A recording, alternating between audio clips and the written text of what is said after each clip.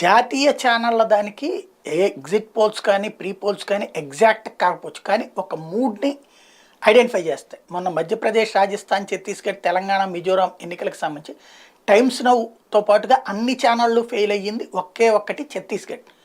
But మిగతా వాటిలో ఆ రూట్ని కరెక్ట్గానే గెచ్ చేసింది. ఇప్పుడు 60 నుండి 70 దాకా వస్తాయి అని చెప్పి తెలంగాణలో టైమ్స్ నౌ చెప్పిందే 64 కాంగ్రెస్ పార్టీకి వచ్చినటువంటి పరిస్థితి. అదే సందర్భంలో రాజస్థాన్లో 114 నుంచి 120 దాకా వస్తాయని టైమ్స్ నౌ సర్వేలోని తేలింది. మధ్యప్రదేశ్కి కొంత అటు ఇటు అయింది, బట్ అక్కడ కూడా మధ్యప్రదేశ్లో బీజేపీ గెలుస్తుందనే ఇచ్చింది Times Now survey. Neck to neck సిచ్యుయేషన్లో బీజేపీ. ఛత్తీస్గఢ్ విషయంలో మాత్రం ఫెయిల్ అయింది. ఇప్పుడు ఆంధ్రప్రదేశ్లో నిన్న వాళ్ళు ఇచ్చినటువంటి సర్వేలో 24 నుండి 25 స్థానాలు వస్తాయని సర్వే వేసింది. కాబట్టి ఇవాళ ఈనాడికి, జ్యోతికి అది వార్త కాలేదు.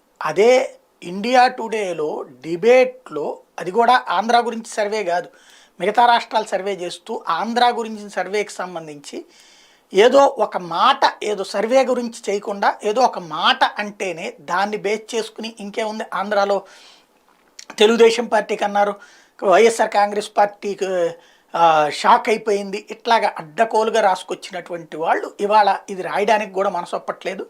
అదే ఇక్కడ విచిత్రం.